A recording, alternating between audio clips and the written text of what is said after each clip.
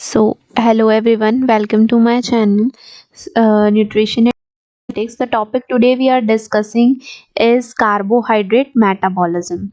So, I know that the first important question which might be arising in your mind that why we are studying carbohydrate metabolism. So, the reason behind studying carbohydrate metabolism is the whatever food you are eating, it are they are macros, like they are going to get inside your body, and they have a fate that in which metabolism, in which reaction, which cycle they are carrying out to provide you the energy, how the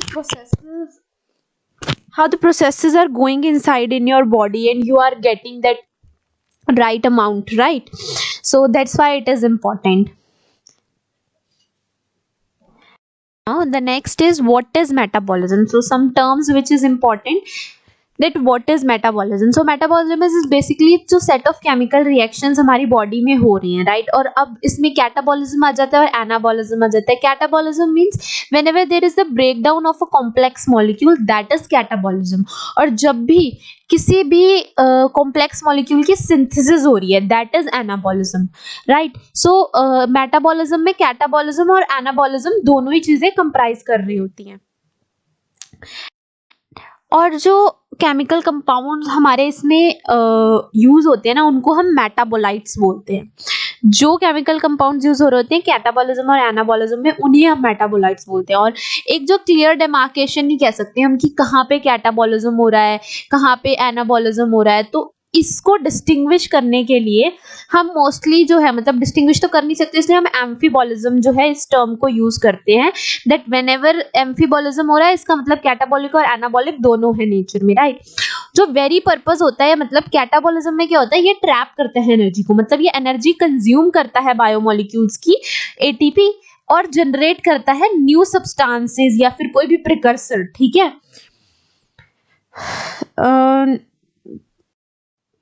now what happens in catabolism. Occur होता है 3 stages में हमारा catabolism हो रहा होगा. Basically होता क्या, अभी देखो जैसे कोई भी आपने रोटी खाई है, suppose that is the starch, मतलब नॉर्मल आपने शाम का खाना खाया, दैट इज स्टार्च. अब वो ब्रेक डाउन करेगा माल्टोज में, है ना? अब माल्टोज आपका है सिंपल शुगर, ठीक है ना? अब माल्टोज की भी दो फॉर्म है, दो मॉलिक्यूल्स ऑफ ग्लूकोज से सिंगल शुगर से कंबाइन हुए हैं. फिर वो जो एक ग्लूकोज है वो जाएगा ग्लाइकोलाइसिस में, ग्लाइकोलाइसिस में जाके आपका एटीपी का जनरेशन होगा, राइट? फिर वहां से एक प्रिकर्सर की फॉर्मेशन होगी पायरुवेट के थ्रू, वो एसिटाइल कोएंजाइम में बन गया, और फिर वो बन घुसेगा सिट्रिक एसिड साइकिल में, इलेक्ट्रॉन ट्रांसपोर्ट चेन में, और there are lot of ATP, है ना? बहुत सारा कंज्यूम भी हुआ है, ऐसा नहीं है कि यूज नहीं हुआ है, लेकिन एटीपी जनरेशन भी बहुत हुआ है ना? So this is something which is important. So stage 1 में आपका breakdown of complex molecules to their component building blocks, right? मतलब जो बिल्डिंग ब्लॉक्स हैं आपके, उसके छोटे छोटे फॉर्म्स में टूटेगा. फिर एसिटाइल कोएंजाइम में बना सिंपल शुगर्स के इंटरमीडिएट से, फिर मेटाबॉलिज्म में एसिटाइल कोएंजाइम में और बहुत सारे एटीपी की जनरेशन होती है. इन द एंड में बहुत ज्यादा एटीपी जनरेट होता है आपको एनर्जी प्रोवाइड करने के लिए, राइट? एनाबॉलिज्म में आपका क्या होता है, सिंथेसिस हो रही है तो एनर्जी ज्यादा चाहिए रहेगी, तो एनर्जी कंबाइंड होगी एटीपी की, और उसमें एनर्जी जनरेट होगी कैटाबॉलिज्म में, ठीक है ना? जब बड़ा एक एनर्जी वाला मॉलिक्यूल टूटेगा तो एनर्जी जनरेट होगी, इसमें एनर्जी यूज होगी और मॉलिक्यूल कंबाइन होके एक बड़ा मॉलिक्यूल बनाएगा, राइट? पायरुवेट एसिटाइल कोएंजाइम में और इंटरमीडिएट्स में भी बहुत जगह होता है, ऐसे सिट्रिक एसिड साइकिल में, जब आपको एनर्जी सप्लाई करने के लिए से कंबाइन करते हैं.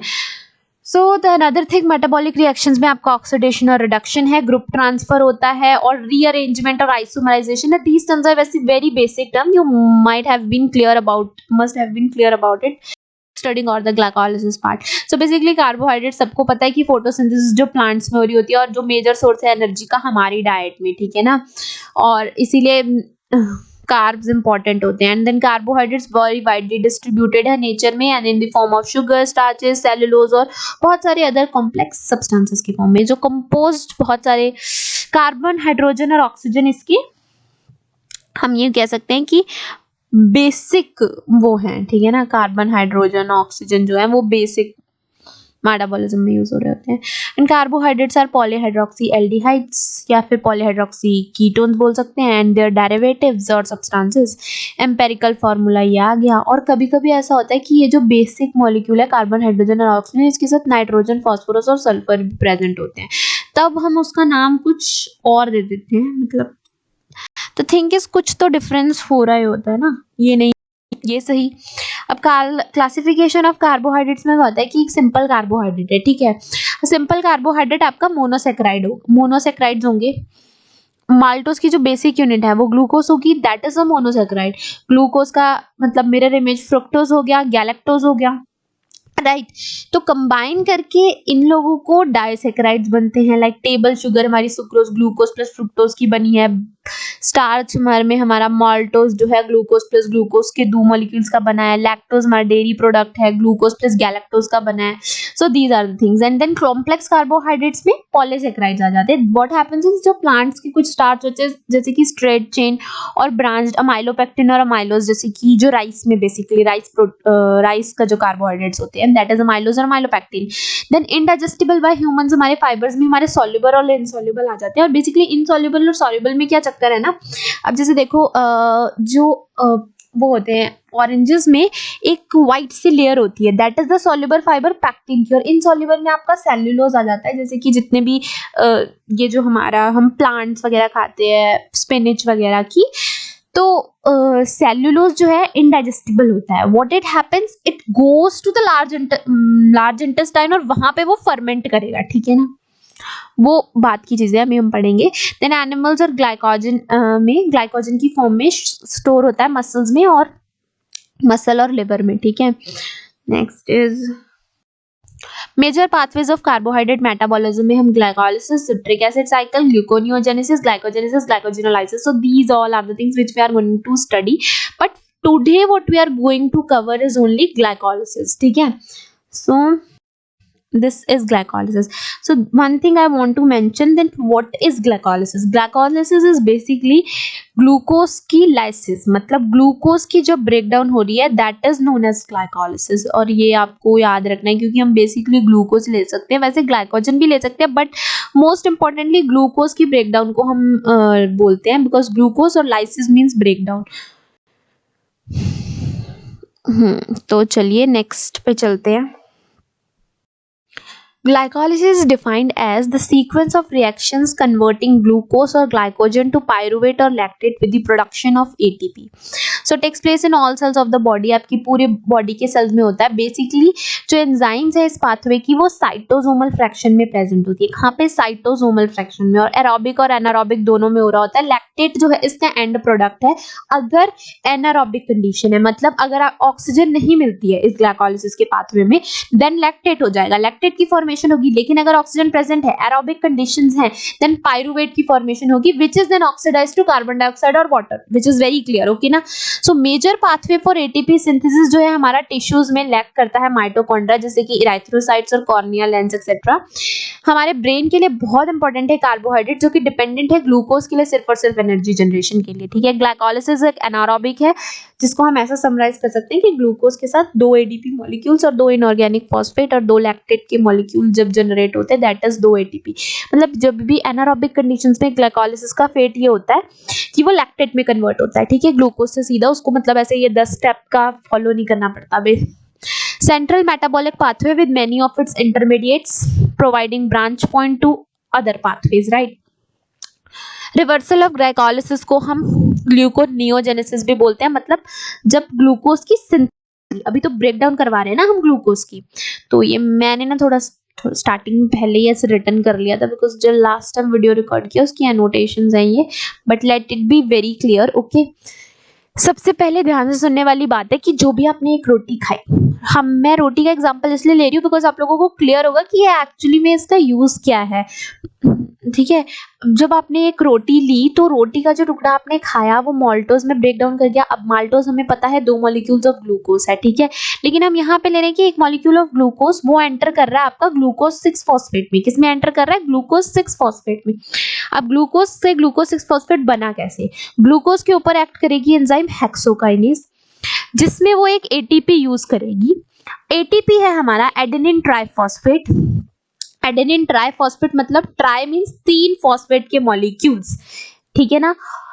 यहाँ पे और एक इनऑर्गेनिक फॉस्फेट आपका अलग निकल जाएगा। ये जो इनऑर्गेनिक फॉस्फेट है ये जाके कंबाइन हो जाएगा, मतलब आपका ये एक इनऑर्गेनिक फॉस्फेट निकल जाएगा अलग से, और ये इनऑर्गेनिक फॉस्फेट आके यहाँ पे ग्लूकोज 6 फॉस्फेट के साथ कंबाइन कर जाएगा, ठीक है। 6th पोजीशन पे हेक्सोकाइनेज एंजाइम की हेल्प से फॉस्फोराइलेशन रिएक्शन, क्योंकि phosphate group is getting attached, that's why phosphorylation is taking place. In next step ये जो ग्लूकोज 6 फॉस्फेट है it will isomerise to fructose 6 phosphate with the help of enzyme phosphoglucose isomerase. अब यहाँ पे देखो enzyme help करिए, इसीलिए ये आइसोमराइजेशन हो रही है, ग्लूकोज से फ्रक्टोज में चेंज हो रहा है, ठीक है। दोनों के दोनों मोनोसैकेराइड्स है और जस्ट एक इमेज फॉर्मेशन का डिफरेंस है, फ्रक्टोज 6 फॉस्फेट में कन्वर्ट हो गया। अब क्या है कि ये जो फ्रक्टोज 6 फॉस्फेट है इसके ऊपर एंजाइम एक्ट करेगी फॉस्फोफ्रक्टोकाइनेज, ठीक है। और फॉस्फोफ्रक्टोकाइनेज एक एटीपी यूज करेगी।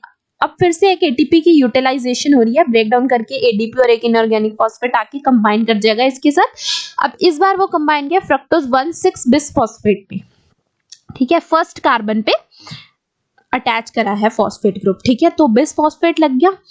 अब यहाँ पे से एल्डोलेज एंजाइम एक्ट करेगी और ये एक एल्डिहाइड बनाएगी, एल्डिहाइड और कीटोन बनाएगी बेसिकली, जो कि इंटरकन्वर्टिबल होंगे। सो मैं आप इसको ऐसे याद कर सकते हो कि पागल और ढप, ठीक है ना।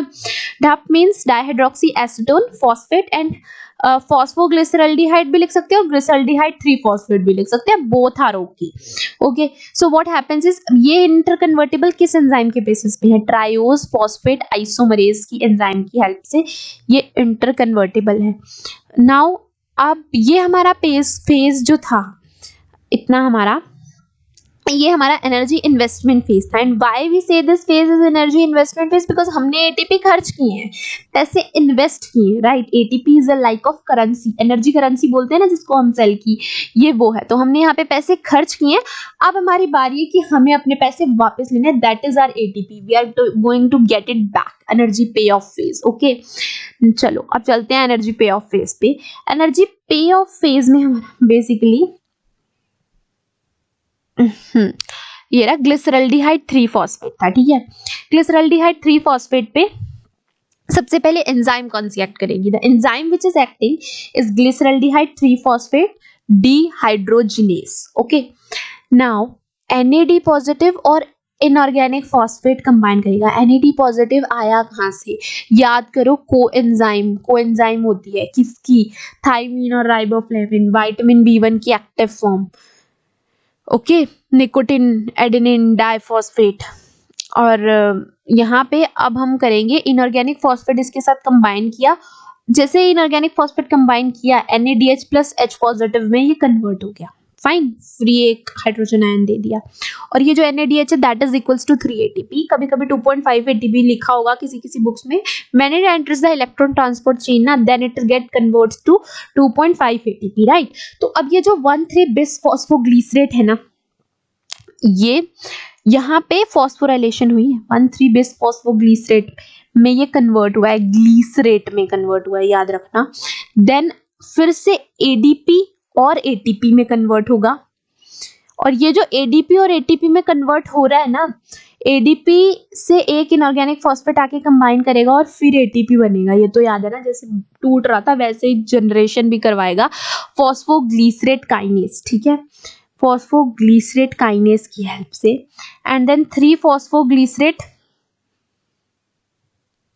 ठीक है, 3 फॉस्फोग्लिसरेट बनेगा। एंड देन फॉस्फोग्लिसरेट म्यूटेस की हेल्प से इसमें म्यूटेशन हो जाएगी, 3 फॉस्फो की बजाय वो 2 फॉस्फोग्लिसरेट कर जाएगा, ठीक है। और फिर ये 2 फॉस्फोग्लिसरेट से इनोलेज एंजाइम जब एक्ट करेगी तो इनोलेज क्या करेगी, एक वाटर मॉलिक्यूल को उसमें से रिमूव करवा देगी, 2 फॉस्फोग्लिसरेट का जो हमारा मॉलिक्यूल था। तो ये 2 फॉस्फोग्लिसरेट से हमारा फॉस्फोइनोल पाइरुवेट बन जाएगा। What, phosphoenol pyruvate. फिर से ATP की जनरेशन होगी और ADP के साथ एक इनऑर्गेनिक फॉस्फेट आके कंबाइन करेगा पाइरुवेट काइनेज से, पाइरुवेट की यहाँ पे हमारी एंड में सिंथेसिस हो जाएगी। तो this is how it's all going to take place, और हमारा क्या जिस तरीके से ATP की जनरेशन हुई है, ठीक है ना। तो एक चीज़ मैं बता दूँ कि यहाँ पे ये जो था हमारा ऑल मतलब एटीपी की जनरेशन में energy pay of is basically इसलिए था क्योंकि ये 3 एटीपी यहाँ पे हो गए और ये 3 और ये 4 और ये 5, सो 5 का डबल कर देंगे हम। Why we are doubling it, because 2 molecules है, तो 10 में से फिर ये 2 एटीपी माइनस कर देंगे जो एंड में यूज़ हो गए थे, दैट इज़ 8 एटीपी। तो टोटल एटीपी जो हमारा आएगा नेट का ग्लाइकोलाइसिस में, that is 8 ATP. I think the glycolysis would be more clear to you. What we will be discussing in next is citric acid cycle. That's all for today. Thank you.